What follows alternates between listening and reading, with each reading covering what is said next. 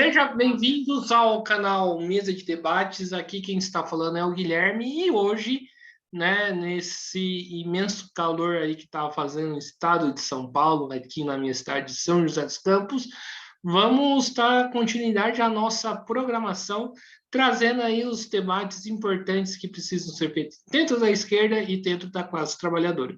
E hoje o meu convidado é o José Dalmo, ele que é da emancipação, né, socialista, a gente que vai bater um papinho aí sobre conjuntura nacional, né, falar um pouco aí de eleições e tudo mais. Tudo bem, José?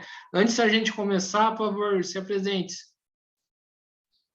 Boa tarde, Guilherme, né? Primeiro agradecer aí você que conduz o podcast, né? Acho que é uma iniciativa importante, a gente sempre acompanha, né? Parabenizar primeiramente pela iniciativa, que é esse espaço para a esquerda, acho que é um espaço importante que precisa ser ocupado, né? Eu acho que a iniciativa do seu podcast, nesse sentido, que chama Mesa de Debates, né? Acho que é fundamental e ele é muito bem-vindo e vida longa a ele, né? Meu nome é Dalmo, né? José Dalmo. Eu sou militante de emancipação socialista. É uma organização que ela tem 2 anos, né? Ela é produto, resultado de uma fusão entre o antigo Espaço Socialista e os companheiros do Movimento de Organização Socialista do Rio de Janeiro, que resulta na emancipação socialista, né? Eu sou trabalhador público federal do Judiciário Federal, né? Estou trabalhador do Judiciário Federal e tenho uma militância aí já há alguns anos no movimento social, né? Então, estou aqui à disposição para contribuir com algumas reflexões, fique à vontade aí para polemizar, criticar, né? Eu acho que a ideia é essa mesmo, né? A gente trocar ideias e se submeter também às críticas, às contradições, que você também faz muito bem aí, né? Maravilha, então, José, então vamos aí para a nossa primeira pergunta, né? Eu acho que, né, quando a gente fala em derrubar o Bolsonaro, acho que todo mundo aí da esquerda concorda, né, com isso, né? Se derrubar o presidente, a gente tem que tirar ele de lá.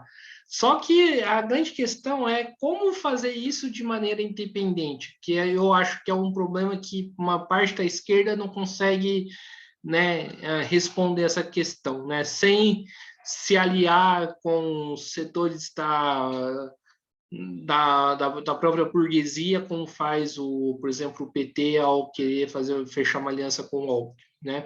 Como, né, derrotar o Bolsonaro de maneira independente para vocês da emancipação socialista? Acho que a primeira reflexão, assim, que acho que a gente pode começar, né, entender o que é o governo Bolsonaro, que ele é resultado de uma derrota importante que nós sofremos, né, que a classe trabalhadora sofreu. Quais são as causas dessa derrota? São muitas, né? São várias aqui, nós podemos apontar uma delas também, que é o próprio papel que o PT desempenhou, né? Acho que há outros elementos mais estruturais também, que nós vivemos o que nós chamamos, né, de uma crise de alternativa. Essa crise de alternativa, ela é mais profunda do que a crise de direção, ainda que esteja a crise de direção evolucionária embutida, né, é parte desse conceito, mas essa crise tem a ver com a própria perspectiva ou resultado também de um processo histórico, porque a classe trabalhadora perdeu os seus referenciais políticos, né, referenciais de uma sociedade, que a classe trabalhadora não tem no seu horizonte, na sua ação, uma luta contra o sistema, né? Bem, quais são as causas que levam a isso? Também o Muro de Berlim, a própria ação da direita, né? A ideologia do capitalismo, a ideologia burguesa também penetrou muito forte na classe trabalhadora, colocando conceitos como individualismo, imediatismo, né? São vários elementos que foram resultando nessa crise de alternativa, que para a gente é um elemento importante para entender a realidade, né? Outro, a própria ação da extrema-direita, que também aproveita toda essa crise social, a crise política, essa crise econômica, que abre uma discussão, abre um debate sobre alternativas, né? A extrema-direita conseguiu, a gente precisa reconhecer, né, de forma hábil, conseguiu se colocar como alternativa, como uma perspectiva, desgraçadamente, né? Eu acho que é importante colocar isso, né? Nós tivemos outros eventos na história mundial, por exemplo, o nazismo ele é resultado também de crises, né? Crises que não conseguem se resolverem, a extrema-direita consegue também se colocar ali como alternativa. Então, esses e outros elementos resultaram na eleição do Bolsonaro, né? Então, acho que é importante entender que isso é uma derrota. Toda derrota ela precisa ser superada. E nós entendemos que a superação dessa derrota passa necessariamente por um acúmulo de força e uma necessidade de derrotar Bolsonaro, né? A derrubada de Bolsonaro é uma necessidade para a classe trabalhadora, fundamental para que abra, né, possa abrir uma perspectiva de aumento de salário, de uma perspectiva de uma outra sociedade, etc., passa necessariamente por aí. É uma questão para nós, a derrubada do Bolsonaro, ela não pode estar vinculada como uma prática para estabilizar o regime democrático burguês. Nós não verificamos e não colocamos essa perspectiva, bem, vamos derrubar ele para estabilizar e o regime continuar funcionando. Nós entendemos que a derrubada do Bolsonaro é um elemento, ela deve estar na perspectiva de uma desestabilização da própria dominação da burguesia, né? Então, a luta de derrubar Bolsonaro deve estar vinculada e deve estar colado, deve ter como consequência a necessidade de levantar as reivindicações da classe trabalhadora, né? Desde as reivindicações num plano democrático, né? Ampliação das liberdades democráticas, etc., mas também, principalmente, as reivindicações que possam dar solução para essa crise social, como a questão do emprego, a questão dos salários, a questão da moradia, né, todos os problemas sociais que a classe trabalhadora passa. Sem falar, evidentemente, nas medidas necessárias aí para continuar enfrentando a pandemia, né? A gente vai desde a vacina, fortalecimento do serviço público de saúde, etc., etc., né? Então, para nós, está muito vinculado a isso. E, por fim, para não me alongar muito, eu acho que o papel que o PT cumpre é um papel de defesa da democracia burguesa, né? Esse é o PT. O PT é um partido da ordem. Nós caracterizamos o PT como um partido que tem no seu projeto, atualmente tem no seu projeto a defesa de uma sociedade capitalista, né? De defesa do capitalismo. Pode vir sob formas de tentativa de humanizar, o neodesenvolvimentismo, etc., etc., né? São todos, nosso modo de ver, ilusões, mas tem, em última instância, todo o projeto que o PT coloca é de defesa do capitalismo e de uma estabilização do regime democrático burguês, ou seja, de que a burguesia possa continuar explorando a classe trabalhadora, aspas, né, de forma normal, né, de uma forma estabilizada, né. O Bolsonaro tem colocado dificuldades, instabilidades políticas, que até mesmo alguns setores da burguesia reclamam, né, ele fica criando problema, e a burguesia, ela precisa também de uma estabilidade política. Então, essa vinculação do PT, do Lula em especial, com uma gestão do Estado, uma gestão do capital, né, a gente só pode compreender como a partir de um projeto estratégico que o PT encampa hoje, que é a defesa da democracia burguesa e a defesa do capital, né? Um gerente aí do capital. Então, o PT hoje não tem no seu projeto imediato derrubar Bolsonaro, quer que as coisas caminhem dessa forma, né? Lula liderando as pesquisas, pode até ganhar no primeiro turno, que Bolsonaro fique desgastado. Então, para o PT, está na ordem do dia a manutenção do governo Bolsonaro, né? Ainda que muitas vezes ele fale, né, fora Bolsonaro, mas não é essa a prática que o PT e as entidades, né, o movimento que está sob o seu controle atua nesse sentido. Maravilha. Ô, Dalmo, né, você falou aí de questão de alternativa, né? Desde a época do governo petista, a gente tem ainda uma oposição à esquerda, né, do PT, né, formada por grupos como o PSTU, vocês, né, antes o PSOL, ainda que hoje isso aí seria um caso à parte, né, mas eu queria te perguntar o seguinte: o que aconteceu com essa esquerda que não conseguiu ser essa referência que você coloca? Cara, é uma pergunta que a história não respondeu ainda, né? Porque nós da esquerda, acho que é importante olhar um pouco para a esquerda anticapitalista, é o processo que ela tá submetido, o processo histórico, né, que é também um dos elementos dessa crise de alternativa, um dos elementos dela é essa marginalização ou esse isolamento político e social dessa esquerda anticapitalista, né? Então, se nós olhamos, é um processo mundial, né, com suas desigualdades, né, em cada local. Na Argentina tem um processo lá do PTS, que é um processo interessante, você olha aqui, tem uma outra experiência ali, mas isso é um processo, em geral, que passa em todos os continentes e na maioria dos países, né?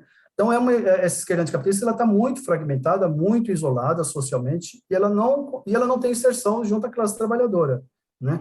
Nós podemos olhar para essa esquerda que você fez referência, no Brasil, o peso dela é o funcionalismo público, né?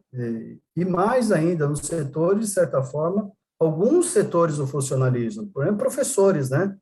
Tem um dado no Congresso da CSP com Lutas, que acho que é interessante, um deles lá, que a maior parte era funcionário público, né? Eu não lembro exatamente, 60%, 70%, acho que até um pouco mais, e dentro do funcionalismo público, uma parte significativa eram professores, né?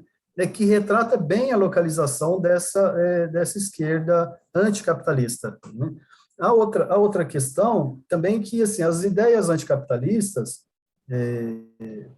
elas precisam ser apropriadas pela classe trabalhadora para se tornar uma força material, né? Então, tudo aquilo que estava dizendo, da crise alternativa, etc., etc., para um trabalhador acreditar de que é possível fazer revolução, né, de que a eleição não resolve nada, isso também, entre outras questões que caracteriza a esquerda anticapitalista, isso é um processo histórico, né?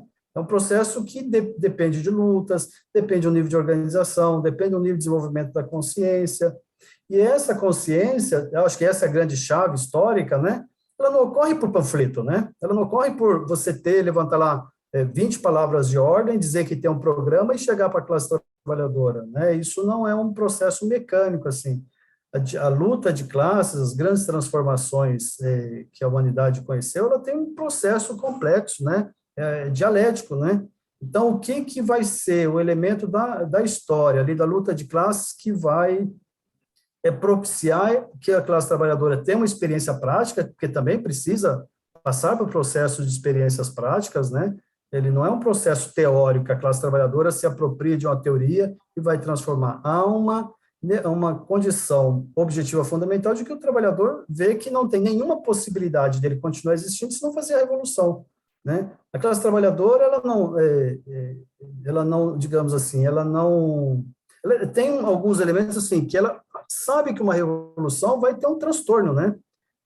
Então, é só quando as possibilidades, as condições ali não permitem, né, dizendo que o Lênin, né, quando os de baixo não querem ser dominados como antes, né, e os de cima não podem dominar como antes, é que cria essas condições muito propícias para essa transformação da consciência, a classe trabalhadora possa se colocar como sujeito, né? Não é o que nós temos visto nas últimas décadas, né? Se nós formos pensar assim, qual foi a última revolução clássica que nós tivemos, né? Talvez a nicaragüense, né, em 1979, aquilo ali que tem uma derrubada de um governo, né, um setor da classe armado, setor da classe mobilizado, que derruba. Claro que o processo da Revolução Nicaragüense é outro debate, mas é um grande fato revolucionário, o último grande fato revolucionário que nós tivemos foi a Revolução Nicaragüense, pelo nosso modo de ver, né? Nós não vemos Síria, Líbia, Egito como processo revolucionário, mas como rebeliões, né? Então, essa experiência histórica que a classe trabalhadora precisa desenvolver e passar e acumular uma experiência, nós estamos numa etapa da história de acúmulo de forças, né? Não é à toa que as lutas, elas têm caráter de rebelião, né? Explode, são lindos os processos, né? Mas depois ela também volta à normalidade, né? Tem sido essa tônica, essa dinâmica. E por trás não sobram processos de organização, né? Via de regra, essas direções, a própria consciência leva para saídas eleitorais, né? Nós podemos dizer Peru, de certa forma Chile, ainda que tenha a sua complexidade no Chile, Equador foi assim, Bolívia foi assim, né? Na Europa também, na Espanha com Podemos também, a partir de processo de mobilização, ou Grécia, né? Quem não lembra da Grécia, se não me engano, 2013, né? 2013, 2014, com Siriza, né? Que também processo de luta, várias greves, tal, que combinaram e desviaram para o processo eleitoral institucional, né? Isso tem sido uma dinâmica da luta de classe nas últimas décadas, né?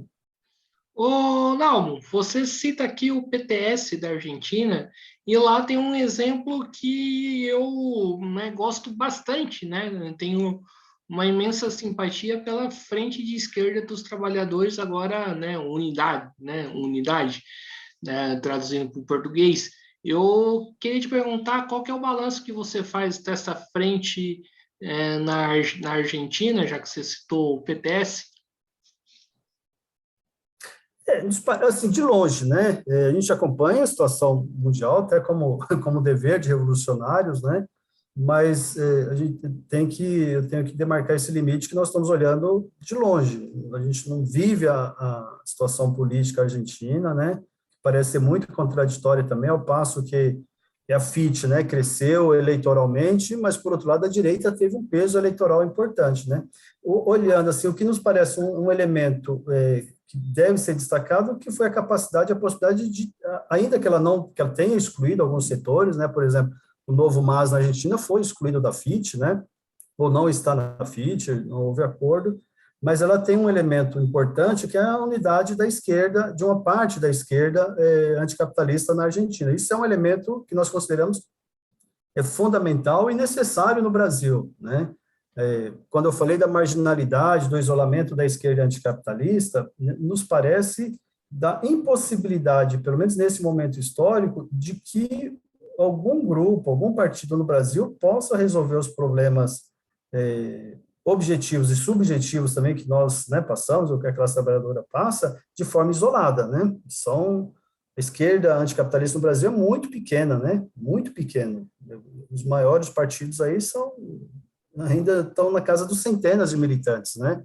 Então, esse peso, esse isolamento, essa marginalidade social, ela pode ser enfrentada ou tem uma condição de ser enfrentada com a unidade da esquerda, né? Então, nós temos aqui no Brasil, defendido há muito tempo, uma frente de esquerda também anticapitalista, da esquerda socialista e anticapitalista. Uma experiência que, se desenvolve, né, que pode avançar nesse sentido, é o polo, né? É o polo socialista evolucionário, que o PSTU fez um chamado.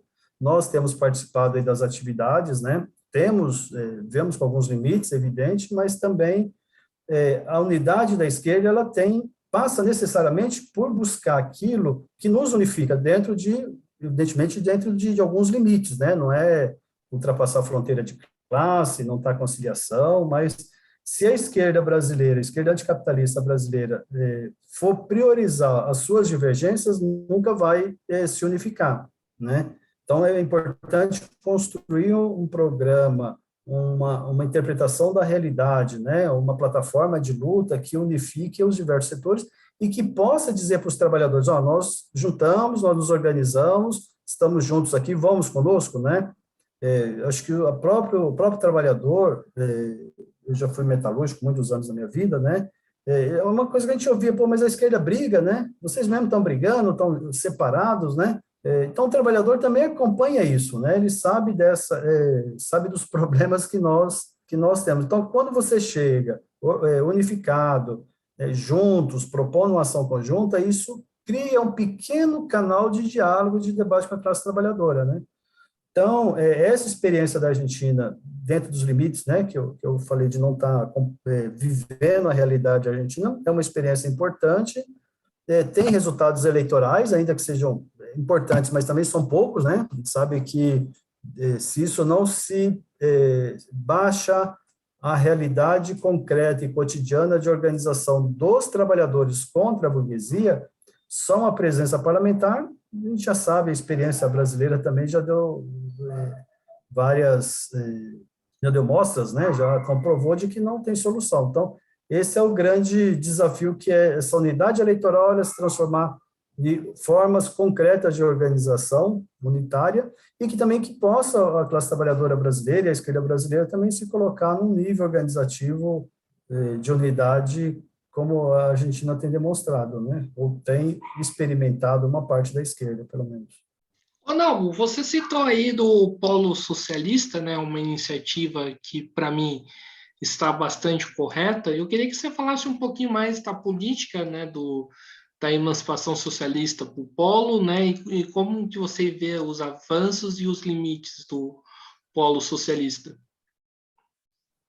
Então, nós há muito tempo nós defendemos, evidentemente pelo nosso tamanho, né, que está no nível da propaganda, a necessidade de constituição de um movimento político da classe trabalhadora, né, pensando no movimento político não como algo institucional, né, mas um movimento que a classe trabalhadora se enxergue nele, né, um movimento que a classe trabalhadora se sinta parte desse movimento, né, que ela enxerga nesse processo de luta, nesse processo de organização, né, que conforme se vai avançando, vai se desenvolvendo, ele possa se organizar nas universidades, né, nas escolas, nos bairros, nos locais de trabalho, etc., e principalmente essa de recuperação dessa identidade da classe trabalhadora, principalmente da recuperação dessa subjetividade da classe trabalhadora brasileira, né, dela se colocar como sujeito no processo político. Então, nós chamamos de movimento político isso.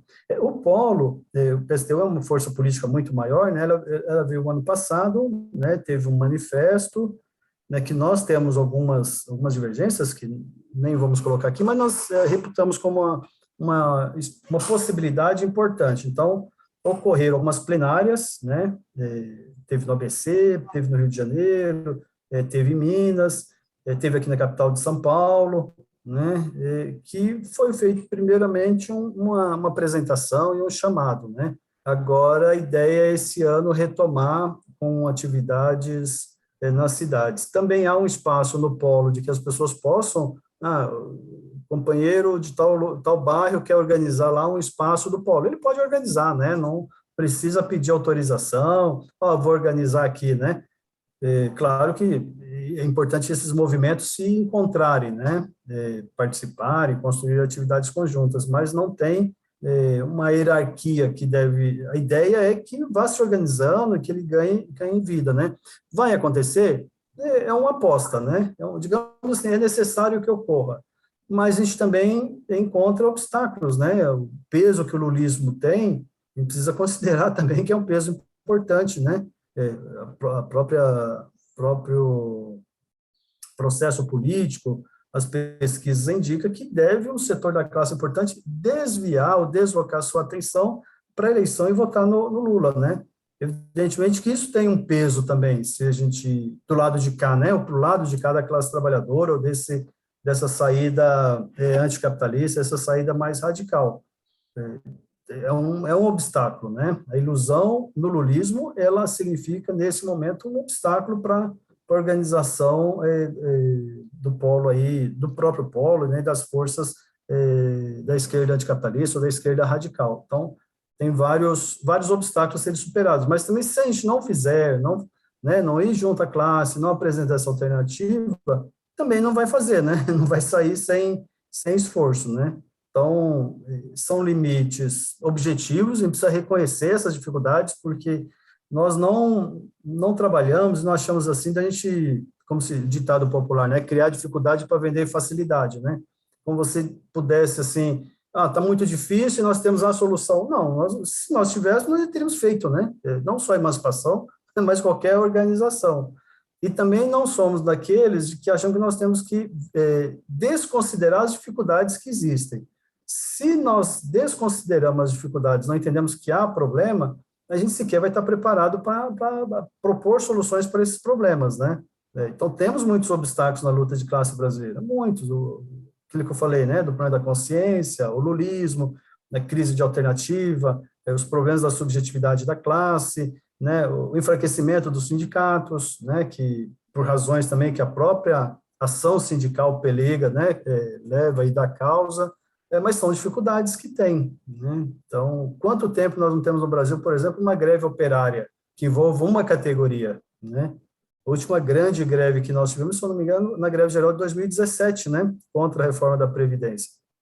Mas uma greve operária envolva toda a categoria, né, petroleiros, as greves têm sido com muita dificuldade, né, param as plataformas, param uma planta, não para outra, né, e podemos aqui ver todas as principais categorias, Correios, né, com a privatização, né, não conseguiu ter uma luta que emplacasse e derrotasse a privatização, né. Então, são dificuldades que nós precisamos entender que elas existem, né. E eu acho que uma das chaves é isso, entender quais as causas dessas dificuldades para que a gente possa solucionar, apresentar propostas, né, de solução. Maravilha, ô Dalmo. Já que você falou aí dos sindicatos, né? Qual que é o balanço aí que você faz das centrais perante esse cenário caótico que nós estamos vivendo? As centrais têm conseguido responder, né, aos desafios que a política nacional tem colocado ou não? As centrais sindicais, de um modo geral, elas são, ou vamos dizer, as principais centrais, elas são centrais que estão, parte do processo de gestão do capital, né? Aquilo que eu falei para o PT, ela também serve para a CUT, né? Que é uma central, aspas, aí, de esquerda. A CUT, ela tem o seu peso aí, por exemplo, qual o processo que ela se propôs a organizar a resistência da reforma trabalhista, né? Da reforma da Previdência foi ali empurrado pelo movimento e também não foi consequente de dar sequência, né? Desmarcando ou não construindo greves, né? Então, aí está a responsabilidade das direções.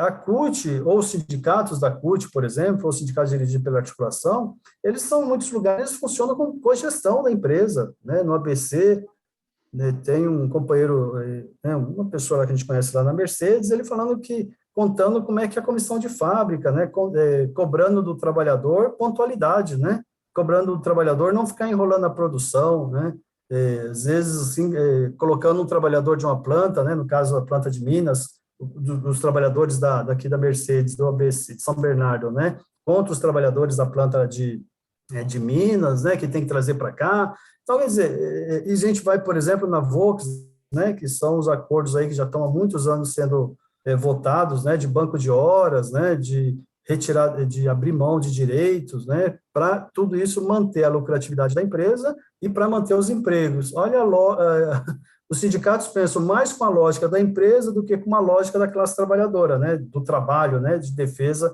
mesmo dos interesses econômicos, né. Então, tudo isso é parte dessa gestão ali no interior, né, do capital, da própria gestão da empresa, né, é quase uma cogestão. Eu nem diria que talvez tenha um pouco de exagero aqui, né, de falar de cogestão da empresa, porque a participação não é direta, mas é uma defesa do modo capitalista. A empresa tem que ter lucro para ter aumento, é o mesmo discurso que o patrão faz, né? Só vou dar aumento se eu tiver lucro, então vocês têm que contribuir, têm que produzir, etc, etc, né? Então, incorporou isso. Então, se nós vamos falar das outras centrais, a Força Sindical, o GT, essa lógica é mais naturalizada ainda, né? Ela já faz questão de nem ter uma prática diferente daquilo que fala, né? A CUT ainda mantém um discurso, é de esquerda, tal, mas não prática de gestão do capital. As outras centrais nem se diz. As centrais sindicais, né, nós podemos dizer aí, a CSP com lutas, a própria intersindical, a intersindical, que chama assim intersindical vermelha, né, elas são muito frágeis também, né, muito pequenas, ainda que se situem num campo da esquerda anticapitalista, mas com pouca inserção, né, no movimento, né. Então, aquilo que elas têm condições, dentro daquele espaço da localização política, localização social, responde, né? Mas ainda está, do ponto de vista da influência de um setor significativo da classe trabalhadora, está muito longe, né? Então, a gente também tem essa contradição. Sim, o Tal, já que nós estamos citando aí a classe trabalhadora, né, um dos problemas que atinge e muito a classe é a questão do desemprego, né? A gente, desde o ano passado, a gente tem acompanhado aí fechamento de fábricas, como a questão da Ford, né? Como que você vê essa questão do desemprego e como responder ela? Bem, eu acho que a questão do desemprego tem um outro elemento que está colado ali, que é a questão do emprego também, o tipo de emprego, né, que nós temos no Brasil e no mundo, né, que é essa precarização, né. Então, o trabalhador está desempregado, ele está empregado e com um tipo de trabalho cada vez mais precarizado, né, sem registro, enfim, resultado aí das reformas que já aconteceram, né. Então, aí, Guilherme, eu acho que é importante fazer uma outra referência teórica que porque tem a ver com um pouco o que está colocado para a classe trabalhadora. Se é possível, aí eu começaria com uma pergunta: é possível criar empregos com direitos, diminuir o desemprego e, ao mesmo tempo, com empregos com direitos, sob o capitalismo? Acho que é essa a pergunta, né? O capitalismo pode oferecer um estado de bem-estar social mesmo para os trabalhadores da Europa? Nós achamos que não, né? Essa possibilidade histórica ela está superada. Nós trabalhamos com o conceito do mesários, né, que é a crise estrutural do capital. Esse conceito ele parte do princípio de uma crise profunda, é uma crise cíclica, é uma crise conjuntural do capital, mas ela é muito mais do que isso, né? Ela é uma crise que nós falamos sistêmica, que ela envolve as várias dimensões da produção social, né? Ela envolve a questão ambiental, caráter destrutivo, etc., etc., né? Envolve, global, né? Não é localizada. Então, quando nós olhamos a economia dos países imperialistas, quando nós olhamos as condições sociais dos países imperialistas, a condição do trabalho nos países imperialistas, né? Nós olhamos nos países subdesenvolvidos, então, ela tem um nível de desigualdade, suas devidas diferenciações, mas ela tem elementos comuns em todo o globo, né? Então, ela é uma crise profunda, global, e ela não tem solução naquilo que o Mézard chama de meios normais, né? Só para não alongar muito, a Segunda Guerra Mundial, ela foi parte da solução da crise de 29, né? Então, teve lá a política nos Estados Unidos do New Deal, teve outras experiências no mundo que foram infrutíferas do ponto de vista de uma solução da crise sistêmica. Só aquela imensa quantidade de destruição de forças produtivas, aquela imensa quantidade de destruição de vida, né, de pessoas, né, estima-se mais de 50 milhões de pessoas, permitiu, dentro do processo de reconstrução, um período que chama do boom econômico. Foram mais de 20 anos de crescimento ininterrupto, pelo menos nos países centrais, né, mas também alguns outros países permitiram, por exemplo, o processo de industrialização brasileira, ali na década de 50, está muito ligado de transferência de tecnologia que já era obsoleta ali nos países centrais, né? Então, também, digamos assim, é um respingo desse período histórico que o capitalismo desenvolveu. Mas foi graças à guerra, né? É assim que o capital recupera suas crises. Hoje, essa aplicação desses meios naturais ou normais está superado. Só para ficar num exemplo aqui, né? Uma guerra mundial é pouco provável que ocorra, né? Pode ter alguns conflitos regionais, mas uma guerra mundial, como foi a segunda, isso, pelo potencial destrutivo, né, que tem o planeta, isso colocaria em risco a própria existência do planeta, né? Então, também a própria burguesia vive esse dilema. Precisaria um processo de queimar uma imensa quantidade de capital para, a partir daí, buscar a sua recuperação, mas ela tem esses limites, né? Então, ela lança a mão de algumas formas, né? Uma forma de produzir que a gente pode apontar, por exemplo, o caráter destrutivo, né? Essa crise ambiental que tem não são ações dos humanos, dos seres humanos, né? Descontextualizado do sistema social. É uma forma, o capital, ele é cada vez mais destrutivo na sua forma de produzir. Só a imensa quantidade de produção de carros no mundo em si é uma produção destrutiva, né? Imagina a natureza, desde a extração do minério, depois a poluição, impermeabilização, etc. Só pegando esse ramo aí, né, para a gente ver como que é altamente destrutivo. E dentro dessa solução dessa crise, por vias não normais, muitas aspas aí, uma delas é a questão do desemprego estrutural, né? Não um desemprego que vá ser resolvido dependendo da política econômica que o Lula ou qualquer outro governo vai desenvolver e desempenhar. Quando tem taxas baixas de desemprego, como, por exemplo, nos Estados Unidos, né? São taxas que chegam em algum momento 4%, 5%, se fala em pleno emprego, mas são empregos também muito precarizados, né? Trabalho em tempo parcial, sem garantias, sem direitos, né? São empregos que não permitem aos trabalhadores ter um nível de condição mínima de sobrevivência.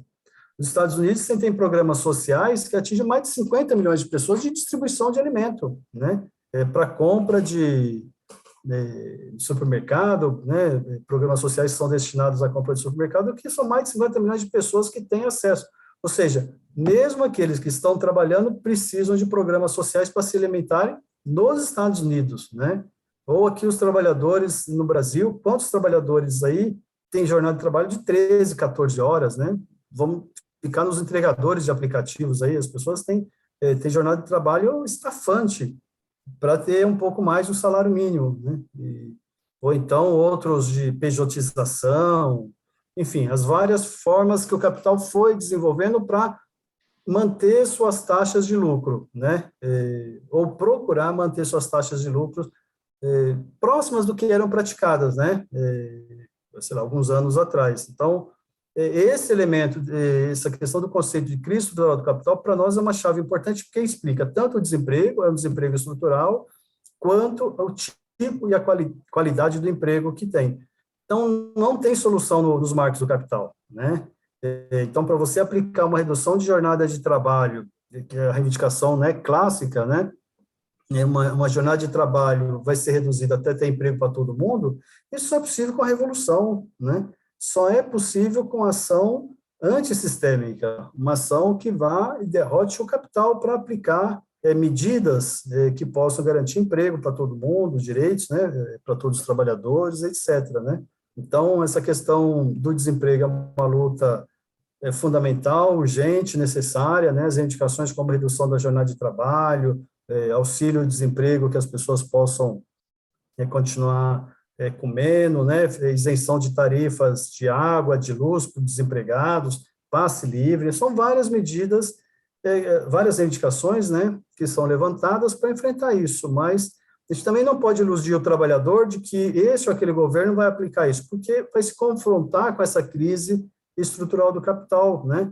E esses governos, entre atender o capital e atender a classe trabalhadora, nenhum deles que estão, pelo menos com potencial de chegar, vai adotar medidas de favorecer a classe trabalhadora, porque são agentes e são serviçais do capital e da burguesia, né? Então, passa necessariamente por uma revolução e uma ação antissistêmica.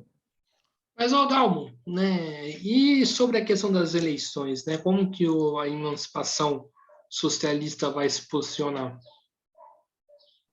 Então, é um debate que ainda, do ponto de vista da tática, vai ser feito ainda, né? Mas, evidentemente, que nós temos considerações sobre o processo eleitoral. Primeiro, nós não acreditamos de que a presença no Estado, a presença no parlamento possa garantir e permitir qualquer conquista para a classe trabalhadora, né? Todo governo, a primeira coisa que ele faz, seja Lula ou Bolsonaro, a primeira coisa que ele faz é trair as suas promessas, né? Porque todos eles prometem, a gente até brinca, né, que aquela cidade, aquele país que eles prometem na campanha eleitoral, dá vontade de morar num país daquele, numa cidade daquela, né? Porque não falta médico, não falta educação, não falta nada. A primeira coisa que eles fazem é trair. E não é nem porque é uma vontade pessoal deles, né? Porque o objetivo, o Estado existe para atender interesses do capital.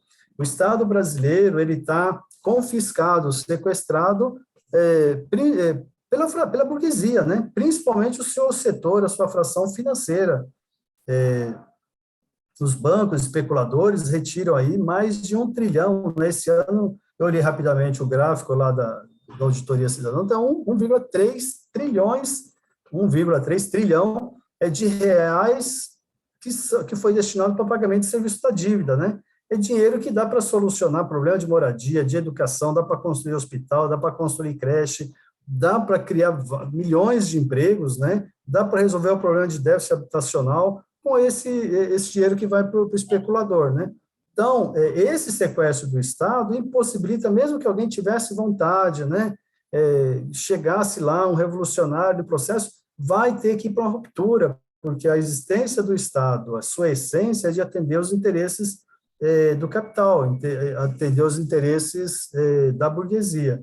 Então, nós não acreditamos que a eleição possa resolver. É claro que sempre tem um debate, né, histórico na esquerda, se participa, se tem uma posição política ou não, se alguns lançam candidatos, nós não temos a nossa trajetória, a nossa história, lançar candidatos, né? Nós já tivemos posicionamentos táticos, em algum momento voto nulo, outros voto quando tinha na candidatura unificada. Na última eleição, nós tivemos uma posição de voto crítico nos candidatos do PSTU, né?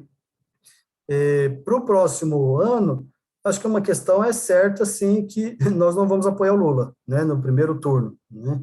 Isso eu posso falar pessoalmente, né, uma posição, seria uma especulação pessoal, e eu estou submetido às posições da minha organização, né, provavelmente nem no segundo turno, né, mas são questões que nós temos que resolver coletivamente, que a gente tem os nossos fóruns de deliberação, que a militância participa, né, delibera, mas no primeiro turno nós não vemos necessidade de votar no Lula, principalmente pela coligação com o Alckmin, né, se votar no Lula, que já é um candidato de um partido que defende um projeto burguês, já é muito complicado, com o Alckmin, pior ainda, né? Então, o que nós, muitas vezes a gente também defende, a necessidade da esquerda anticapitalista se colocar unificadamente também, né? Refletir naquela unidade que nós falamos, né? É uma candidatura do PSTU junto com o PCB, por exemplo, né? O PSOL vive os seus dilemas, aí se apoia o Lula com Alckmin, sem Alckmin, outros querem uma candidatura própria, né? O PSOL tem, digamos assim, essa presença de várias correntes e com uma direção bastante reformista, né? A direção do PSOL é bastante reformista e é um partido que ele pode se dizer assim, nós podemos dizer bastante, vive em função das eleições, né? Ele tem muitos dilemas, mas no interior do PSOL tem grupos revolucionários, grupos com posições que poderiam estar numa articulação da esquerda anticapitalista, né? Para que se possa, sem depositar nenhuma ilusão, possa também disputar com alternativa, como disputar a consciência, né? Disputar a mente aí da classe trabalhadora nesse processo, né? É uma dialética, né? Esse eu acho que é a grande questão do processo eleitoral, é isso. É de como que você participa sem dizer que você confia, né? É aproveitar esse momento histórico para fazer o diálogo com a classe trabalhadora e eleger, ficaria em último plano, né? Se a esquerda consegue sair de um processo eleitoral, qual seja a sua tática, independente de sua tática organizada, né, com a influência política, que possa usar essa influência para as lutas, já seria uma grande vitória, mesmo que não eleja nenhum deputado, nenhum vereador, né? Isso, no nosso modo de ver, não deveria estar no horizonte de uma esquerda revolucionária quando participa do processo político eleitoral, não necessariamente, né, da eleição, né, ali de ter candidato, etc. Então, às vezes, um posicionamento de apoio, posicionamento de organizar alguma forma, tem sempre ter esse horizonte de como que pode contribuir para desenvolver uma consciência revolucionária, né, e anticapitalista junto com a classe trabalhadora. Maravilha, Dalmo, né? Agora indo para a questão da pandemia, né? Embora, né, alguma coisa já andou aí já por conta da vacinação, né? A gente não tem o mesmo cenário caótico do ano passado, mas a gente vive, né? Ainda vive numa pandemia, um cenário caótico no número de mortes, né? Porque o número de contaminação, infelizmente, ainda está em alta. A pergunta que eu faço é qual é o programa a se defender nesse cenário pandêmico? Bem, primeiro, também acho que é importante voltar ao que é o capital hoje, né? O caráter, quando nós falamos do caráter destrutivo da produção capitalista, isso também está envolvido, né? Também é um elemento a ser considerado. Os cientistas mais sérios, né, vamos dizer assim, mesmo que não sejam marxistas, mas que praticam ciência, todos eles são unânimes em dizer que a tendência à humanidade conviver com mais pandemia, né, de tempos em tempos ter algum tipo de pandemia, né, ou como foi um coronavírus, ou maior, mas essa presença de doenças, né, novas doenças, né, novos vírus, ela tende a ser bastante contínua. É um dos elementos do caráter da produção capitalista. Aí eu poderia dizer, eu acho que era legal de começar assim, como que uma sociedade socialista enfrentaria uma pandemia, né? Porque pode acontecer, né? de ter um desequilíbrio e ter uma pandemia, um vírus. Né? Primeiro, numa sociedade socialista em que os interesses de lucro, os interesses da empresa não existiriam, seria possível tomar medidas radicais, né? Por exemplo, garantir uma quarentena efetiva com que o trabalhador, a sua família possa ficar em sua casa, né? Mesmo você ter garantia de comida, ter garantia de luz, ter garantia, todas as suas garantias mínimas, né? Outras medidas que a ciência também apontasse, né? Se não é um isolamento, uma quarentena, quais são outras medidas, sei lá, é possível. Mas, todas elas que fossem possíveis precisam ser analisadas, mas numa sociedade capitalista, numa sociedade socialista, onde o lucro, sérias, é a única sociedade que poderia enfrentar crises como foi com o coronavírus, né? Eu acho que isso é importante dizer, porque a gente vai, assim, um dos grandes obstáculos que nós tivemos para enfrentar a pandemia é a própria produção capitalista, né? A produção e desenvolvimento de vacinas, a demora de produzir vacinas, tudo isso tem a ver com a proteção de patente, com a proteção do lucro. Né? Não é por acaso, né? Não é coincidência, que quem mais ganhou dinheiro nesse processo pandêmico aí foram as farmacêuticas, foram grupos de saúde, né? Aqui no Brasil, os novos bilionários, a maioria está ligado a grupo de saúde, ao plano de saúde, ao farmacêutico, alguma questão vinculada à pandemia. Então, a existência da propriedade privada foi um elemento. E, bem, a iniciativa dos governos, ou a não iniciativa dos governos, também está muito vinculado a isso, porque o Bolsonaro, quando ele fala vai trabalhar, etc., não tem problema, porque é lucro, qual que é a lógica dele? Produz, a vida não interessa, né? Vai morrer, não tem problema. E aí ele começa a defender abertamente, né, aquelas medidas de morram alguns para garantir uma proteção comunitária, a vacina não é importante, então são todos esses absurdos que nós presenciamos. Então, do ponto de vista de um programa, né, imediato, né, o que nós refletimos, né, a necessidade de um auxílio emergencial era fundamental, né, que aplicasse todo esse pagamento da dívida, por exemplo, era possível você garantir 1 ano de auxílio emergencial com 2 salários mínimos, né, é só fazer as medidas aí, foram 67 milhões do ano 2020, né, 67 milhões de auxílios, né, que foram concedidos, 2 salários mínimos, ainda poderia fazer essa concessão, essa garantia para todos os trabalhadores e trabalhadoras, usando esse dinheiro que foi para a especulação da dívida. Isso seria uma medida. A questão da estabilidade no emprego era outro elemento também fundamental. A estatização de todo o sistema de saúde, né? Era fundamental que colocasse todo o sistema de saúde a serviço de enfrentamento, né, das infecções, da necessidade de internações, né? Outras medidas que poderiam ser, por exemplo, desapropriação de hotéis e colocar para a construção de novos leitos, né? Era uma guerra que era necessário ser feita, né? Talvez a guerra, né, o termo aí não seja muito apropriado, mas as medidas que eram necessárias e duras a serem implementadas. Mas, repetindo, né, parece um chavão, mas no nosso modo de ver é o grande obstáculo de desenvolvimento da humanidade, a existência do capitalismo, a necessidade de lucro do capitalismo impede que se tomasse medidas mínimas, né, básicas de enfrentamento da pandemia. E foi no Brasil, foi nos Estados Unidos, foi na Europa, né, foi na maior parte dos países, foi o mesmo processo, né.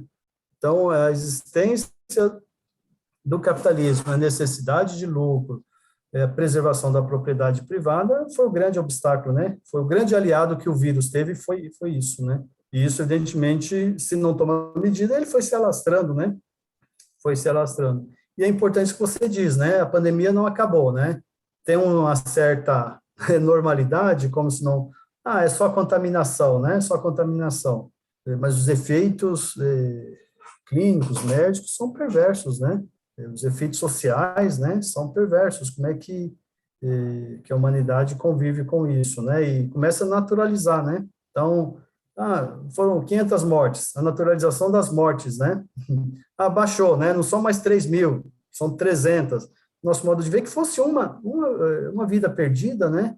Todos os esforços da humanidade, ou do Estado, da sociedade, deviam estar voltados para preservar uma vida que fosse, né? Sim. O Dalmo, né? Você citou aqui, né, várias vezes, né, o Mesaros e, né, citando trechos, né, referenciais ao Steven Mesaros. A pergunta que eu faço para você a emancipação socialista é uma organização que reivindica o Mesaros? Qual que é a tradição da organização e um pouco da história também, né? Se vocês falaram que vem de uma unificação do espaço socialista, o espaço já, né, uma organização já conhecida minha, né? Eu queria que você falasse um pouco, né, qual que é o histórico da organização e o que vocês reivindicam. Bem, o histórico, alguns de nós fomos da Convergência, né? Convergência Socialista ainda. Eu fui do Alicerce da Juventude Socialista, então eu tenho uma militância desde o começo dos anos 80, né? Depois teve companheiros que se incorporaram à Convergência, ali em 98, 99, houve uma ruptura com o PSTU, né? O debate, né, sem entrar, sem explicitar assim, né, mas alguns debates sobre a questão do balanço do leste, o conceito de Estado operário, né, que é um conceito, por exemplo, que o PSTU tem, o Estado operário burocrático, que explicasse Cuba, a União Soviética, a China, nós não tínhamos acordo, né, porque nós achamos que era um Estado não capitalista, porque não tinha ali propriedade privada, os burgueses, né, mas também nós não podemos chamar de Estado operário, entre muitas razões, para esse momento, para dizer um elemento, não tinha operário no poder, né? A burocracia stalinista, ela é resultado de uma contra-revolução que aconteceu ali com a ascensão do stalinismo, foi uma contra-revolução no Estado, na União Soviética, e que isso influenciou as revoluções chinesa, iugoslávia, cubana, etc., né? Então, nós caracterizamos esses estados como estados burocráticos, né? Não era o estado, não é socialismo, porque não é estado operário, porque um estado operário necessariamente tem que ter a classe trabalhadora no poder, né? O melhor momento, a melhor expressão disso são os soviets, né? Os soviets era uma expressão da classe trabalhadora, em especial a classe operária, os setores explorados, exercendo o poder. Não por acaso, o stalinismo, uma das primeiras medidas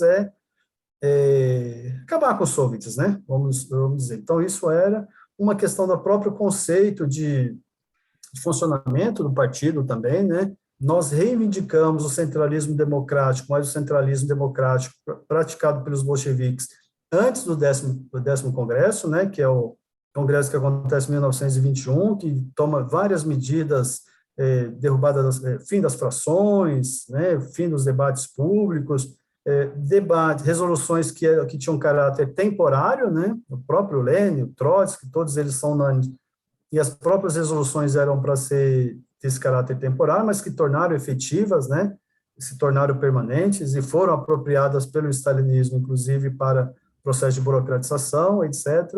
Então, nosso centralismo, nos centralizamos a partir do debate político, etc., mas né, aplicamos aquilo que os bolcheviques, né, praticavam, né, ou exerciam, né, e construíam.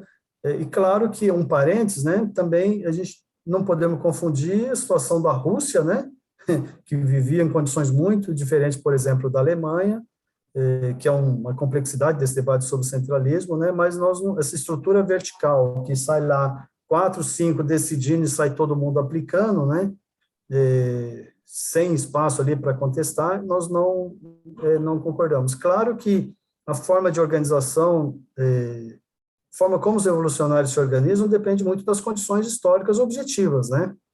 Nós não defendemos um horizontalismo, isso leva a uma paralisia, um diletantismo, né? Fica discutindo e não vai para a luta de classes, né? Então, é uma combinação de que, de fato, tenham processos democráticos, né? Claro que isso também, num país como o Brasil, também tem suas complexidades, né? De você envolver todo mundo nas deliberações, mas de que, como os bolcheviques, o máximo de liberdades democráticas internas, uma centralização política, né, de liberdade para o debate, atuação conjunta, não perseguir posições minoritárias, né,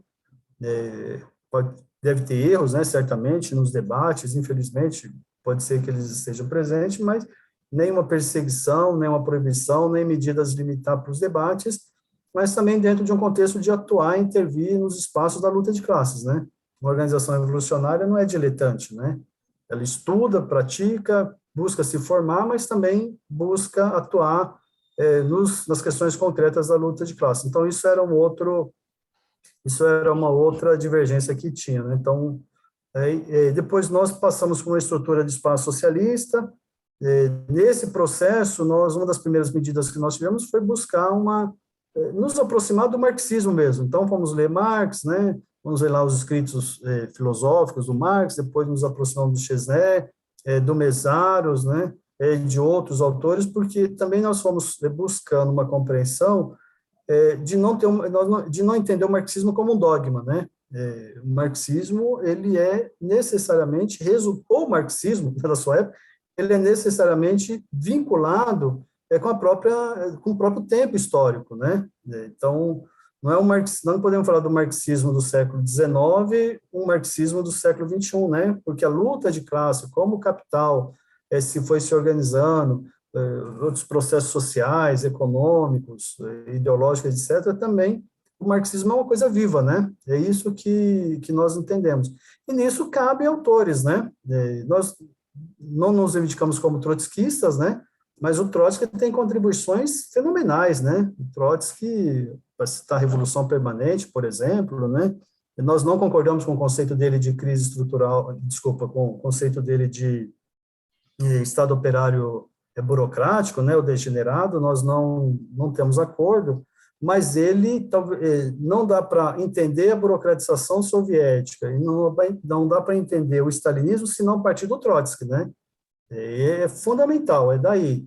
Então, e o legado, né, que o Trotsky também tem da luta de manutenção da organização, da luta pelo socialismo, né, da luta revolucionária, contra a conciliação de classe, enfim, ele tem um legado. Então, nós procuramos incorporar ou participar ou entender a contribuição de Marx e dos marxistas, né?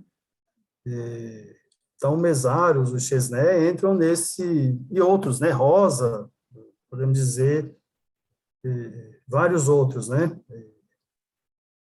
Que são fundamentais para a constituição de um pensamento revolucionário. Então, é nesse aspecto, assim, então nós incorporamos o Mesaros naquilo que achamos que ele nos ajuda, né? Que esse conceito de crise estrutural tem consequências fundamentais, né?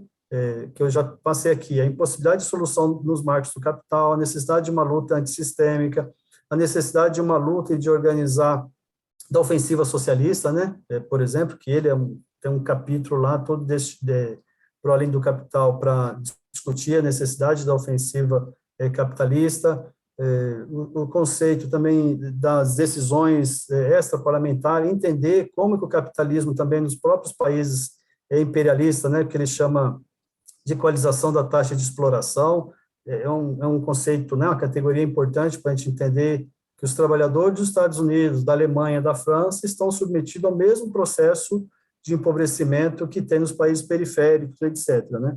Então, nós nos apropriamos, procuramos entender, nos construir com esse marxismo que nós achamos que é vivo, né? Está vinculado, né? Não estamos de acordo de um marxismo que tem muita força dogmático, né? Como se fosse uma religião. Então, nós também, como toda a esquerda, também passamos por processos de crises, né? De rupturas, né? Então, nós temos aí nos últimos anos o que a gente chama de um processo de reconstrução. Dentro desse processo de reconstrução, nós nos unificamos também com os companheiros do movimento de organização socialista do Rio de Janeiro. Temos um debate também que visando a unificação com os companheiros da Ofensiva Socialista de Alagoas, né?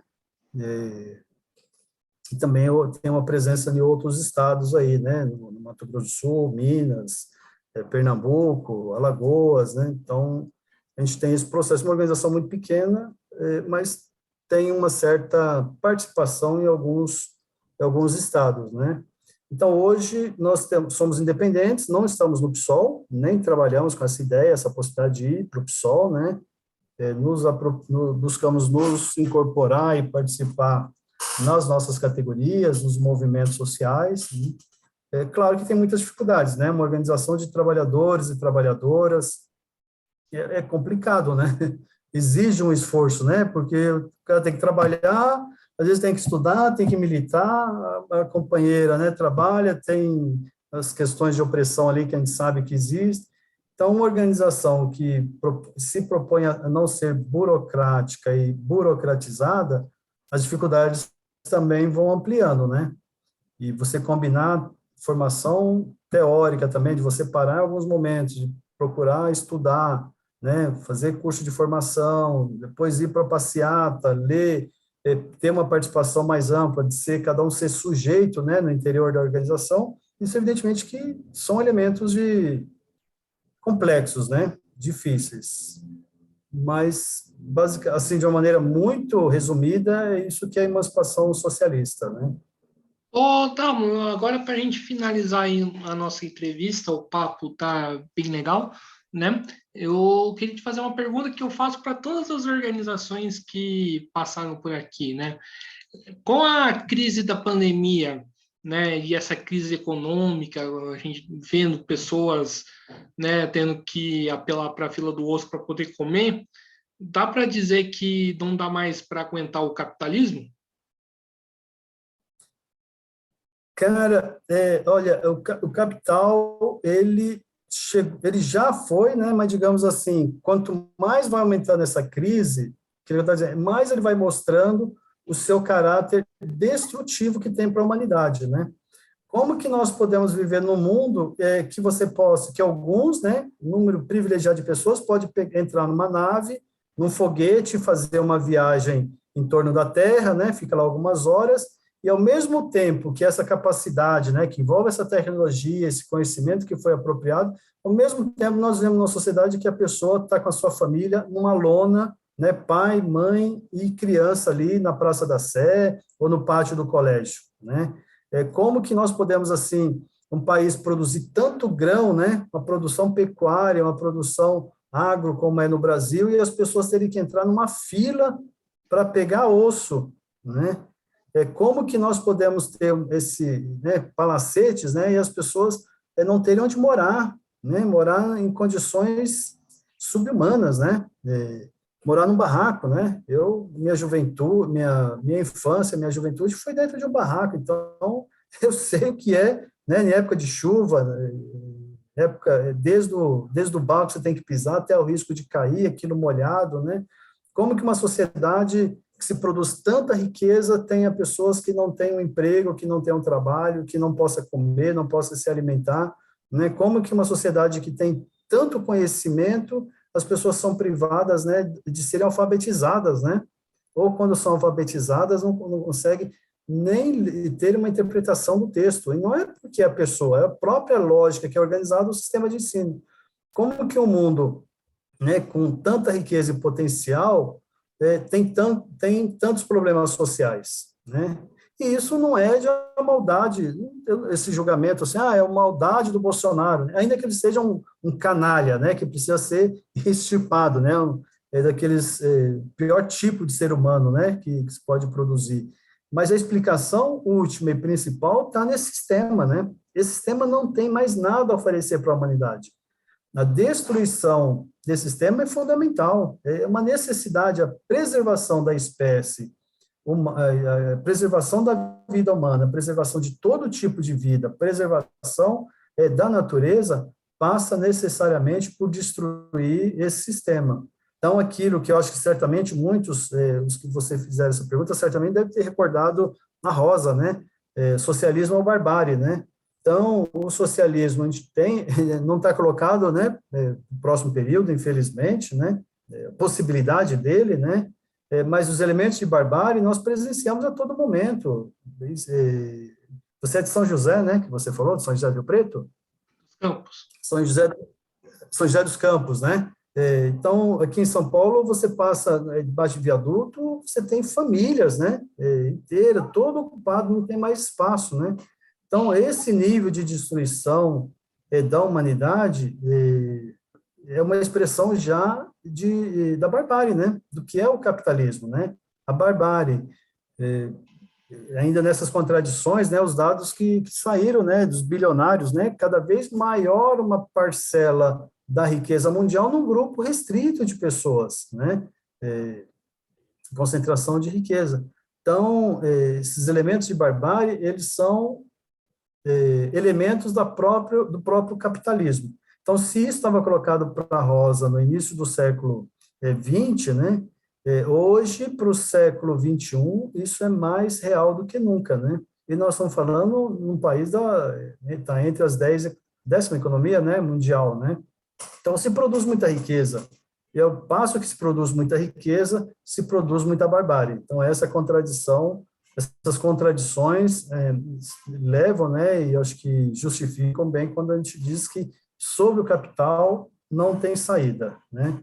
É impossível a humanidade continuar sobre o capital. Então, a necessidade de enfrentar as causas, a base, né, a base econômica, né, dessa sociedade é fundamental. A destruição dos pilares da exploração sobre o trabalho é fundamental para a preservação da humanidade. Então, é o socialismo que está colocado como uma necessidade, e para isso a organização, construção de organizações revolucionárias, a construção de um movimento da classe trabalhadora, que é tão ou mais fundamental que a construção de organizações e partidos revolucionários, e esse enfrentamento concreto, né?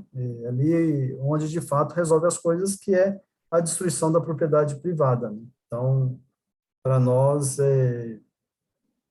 a luta, só o socialismo está no horizonte, pode apresentar uma alternativa para a humanidade, né?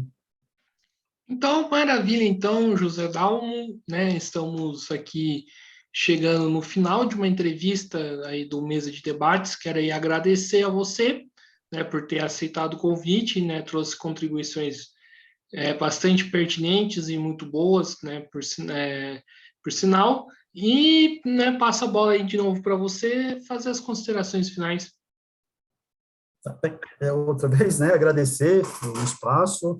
Acho que é importante aí todo mundo se inscrever no canal, né, divulgar, porque a construção desses espaços de esquerda, né, de todos os espaços de esquerda são fundamentais, né, que isso chegue em setores da classe trabalhadora, na periferia. Acho que a sua iniciativa só tem exaltar aí a importância e o acerto que eu imagino, né? Imagino, eu sei que é um esforço pessoal, né? De organizar, de ter estrutura, de chamar as pessoas, né? Então, isso, parabenizar e vida longa aí ao podcast, né? Mesa de debates. Acho que a partir daí. E segundo, agradecer o espaço, né? Porque também a gente considera um espaço, e claro que que as posições que nós apresentamos, elas não devem, né, e não podem, não estão isentas de crítica, de debate. Nós consideramos que é possível fazer debate, possível fazer crítica, no sentido também de que busque reflexões e de que as próximas ideias nossas já sejam síntese, né, dessas críticas e dessas inconsistências. É um esforço nosso, enquanto uma organização de trabalhadores e trabalhadoras, de buscar ter algumas elaborações, né, algumas compreensões políticas e teóricas também, de entender o processo, não só seus elementos aparentes, né, mas entender esse processo político e social, ou a realidade em sua essência, né? Esse é o grande desafio que está colocado para nós, porque se não entendemos a essência, nós também não podemos e não conseguimos propor uma alternativa que combata, né, ou que ataque, né, a essência dos problemas que nós identificamos. E, por fim, eu acho que destacar-se quem queira aí ter acesso a outras contribuições, né? A gente tem um jornal também que a gente coloca lá todo no site, é um jornal impresso, mas ele tá no site. Também tem uns materiais de conferência, tem nosso perfil programático, né? Tá lá, se quiserem ler, contribuir, também fazer alguma observação crítica, fiquem muito, muito à vontade, né? Acho que isso também é um dos objetivos quando a esquerda procura elaborar, né? Procura contribuir, né? para um debate mais geral que está presente e é necessário, né? Então, queria agradecer muito mesmo esse espaço e reforçar esse chamado aí para todo mundo divulgar o canal, se inscrever, né? Para que o canal cresça e se fortaleça. Maravilha, então, né? Mais uma vez aqui agradecendo ao Dalmo, agradecendo a você que estiver nos assistindo, né?